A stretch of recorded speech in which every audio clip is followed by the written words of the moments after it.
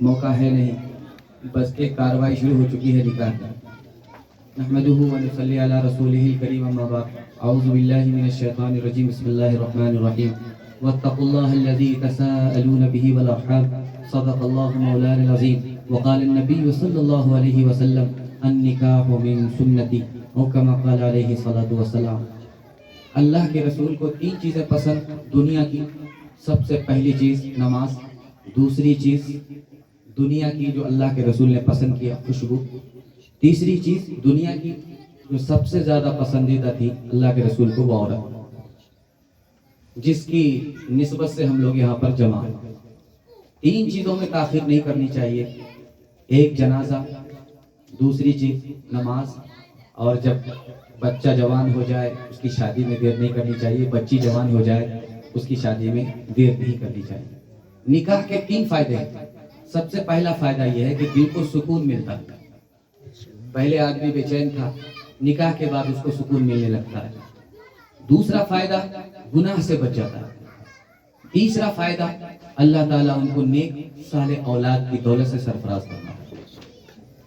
رشتے نکاح تین وجہ سے خطرے میں پڑ جاتا ہے، تین وجہ سے رشتے نکاح خطرے میں پڑتا ہے۔ پہلی وجہ کہ بیوی کو شوہر پر شک ہو جائے، شوہر کو بیوی پر شک ہو جائے، رشتے نکاح خطرے میں پڑ جائے۔ پسند کے خلاف شادی ہو جائے، خطرے، رشتے نکاح خطرے میں پڑ جاتا ہے۔ اور اسی طرح سے پسند کے خلاف شادی کیا، رشتے نکاح خطرے میں، شک ہو گیا، رشتے نکاح خطرے میں، اور نکاح کیا موج مستی کے لیے، نبی کی سنت سمجھ کر کے نہیں، موج مستی کے لیے، نکاح خطرے میں پڑا۔ اللہ کے رسول صلی اللہ علیہ وسلم نے دلہا کو نصیحت کیا، دلہن کو نصیحت کیا۔ یہ مختصر سا وقت ہے، نکاح کی مجلس ہے، دعا کیجیے اللہ اس رشتے کو قبول فرمائے اور تا دم حیات اس کو نبھانے کی دونوں طرف سے مکمل سعادت دونوں کو عطا فرمائے۔ اللہ کے رسول نے اپنی بیٹی سے کہا، بیٹی میں تمہارا باپ ہوں، علی تمہارے شوہر ہے، علی کی اجازت کے بغیر تم میرے یہاں آؤ گی تو دروازہ بند ملے گا، کھل نہیں سکتا۔ میں تمہارا باپ ہوں، علی تمہارے شوہر ہیں، شوہر کو ناراض مت کرنا۔ اگر شوہر کو ناراض کرو گی اور میں زندہ رہا اور تو انتقال کر گئی تو میں نماز جنازہ پڑھوں گا بھی نہیں، پڑھاؤں گا۔ حضرت علی سے کہا کہ علی یہ میری بیٹی ہے، یہ فاطمہ ہے، میرے جگر کا ٹکڑا، جب اس کو کوئی تکلیف پہنچتی ہے تو ڈائریکٹ ہم کو تکلیف ہوتی ہے، اور جب مجھ کو تکلیف ہوگی تو خدا کو گوارا نہیں۔ اللہ کے رسول صلی اللہ علیہ وسلم نے آخری نصیحت فرمائی دلہن سے، یہ شوہر تمہارے لیے جنت ہے، تمہارے لیے دوزخ ہے۔ اگر تم اس کی خدمت کرو گی تو سیدھے جنت میں جاؤ گی شوہر کی خدمت کی وجہ سے، اگر تم اس کی نافرمانی کرو گی تو سیدھے جہنم میں جاؤ گی شوہر کی نافرمانی کی وجہ سے۔ اور خاص بات دلہے کو کیا نصیحت کی اللہ کے رسول نے کہ تمہاری قربانی سے بڑھ کر کے تمہاری بیوی کی قربانی ہے۔ کہ یا رسول اللہ ایسا کیسے ہو سکتا، کماتے ہم ہیں، یہ تو رانی بن کر کے گھر میں بیٹھ کر کے کھا رہی ہے، جو بھی مصیبت اٹھانی پڑتی ہے ہم کو پڑتی ہے، اس کی قربانی مجھ سے زیادہ کیسے ہو سکتی۔ اللہ کے رسول نے فرمایا کہ دیکھو اگر تم سے شادی سے پہلے کہا جاتا کہ شادی کرنے کے بعد تم کو ماں باپ کو چھوڑنا پڑے گا، خاندان کو چھوڑنا پڑے گا، تو تم کنوارے رہ جاتے، شادی نہیں کرتے۔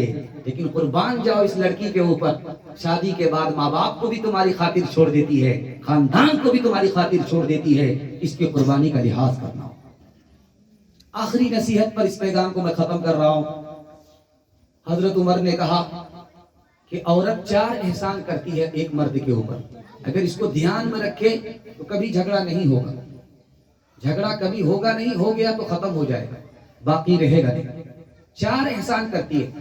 ماں باپ نے اس کو رانی بنا کر کے بھیجا، ہماری محبت میں کھانا پکاتی ہے، بابرچن ہوگی۔ ماں باپ نے رانی بنا کر کے بھیجا تھا، ہمارا کپڑا دھوتی ہے، دھوبن ہو گئی۔ دوسرا احسان، تیسرا احسان، ہم اپنے بچے کا پخانہ نہیں کاٹتے، پیشاب نہیں کاٹتے، اور یہ عورت ہمارے بچے کی محبت میں پخانہ بھی کاٹتی ہے، پیشاب بھی دھوتی ہے۔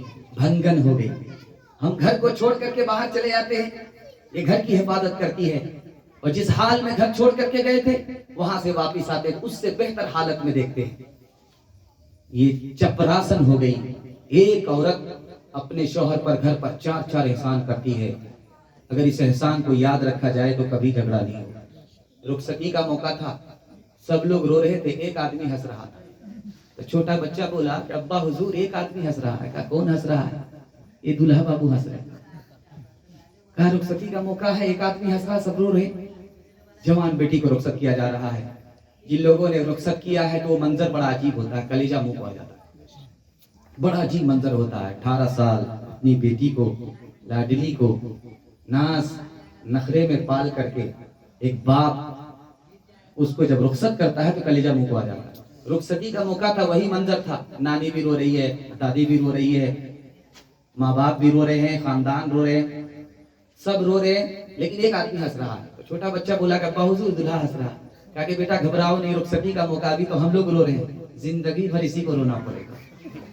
اے دو جہاں کے والی, اے گلشنوں کے مالی, ہر چیز سے ہے ظاہر حکمت تیری نرالی, ہر چیز سے ہے ظاہر پتوں میں تیری سبزی, پھولوں میں تیری لالی, سارا ہے کام تیرا, پیارا ہے نام تیرا.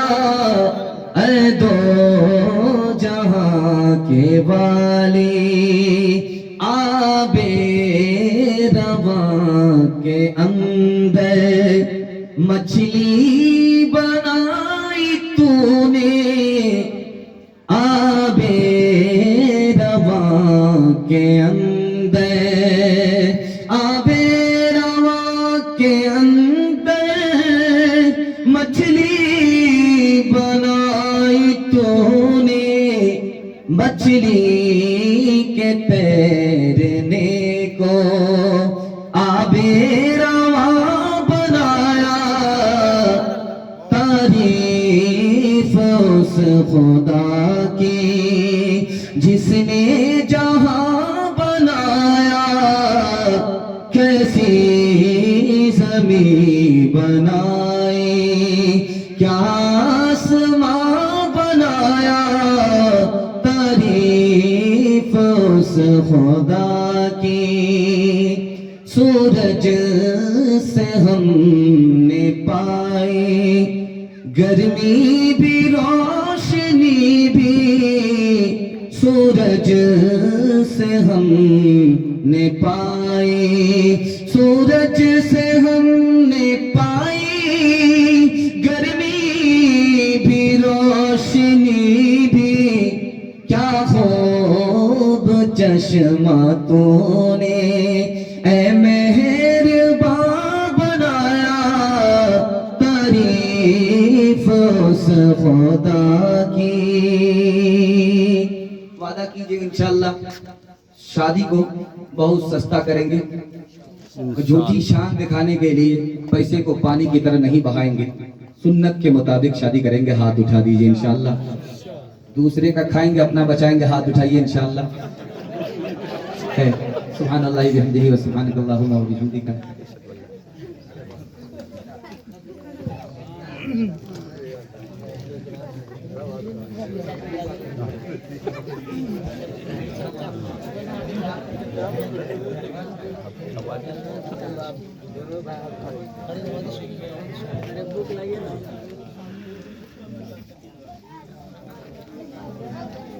قاری نواجس صاحب جہاں بھی ہوں اسٹیج پر فوری حاضر ہوں. قاری نواجس صاحب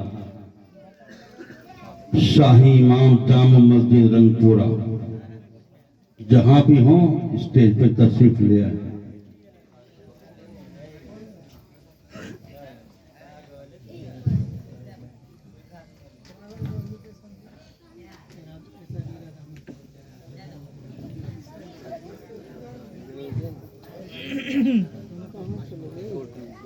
ہے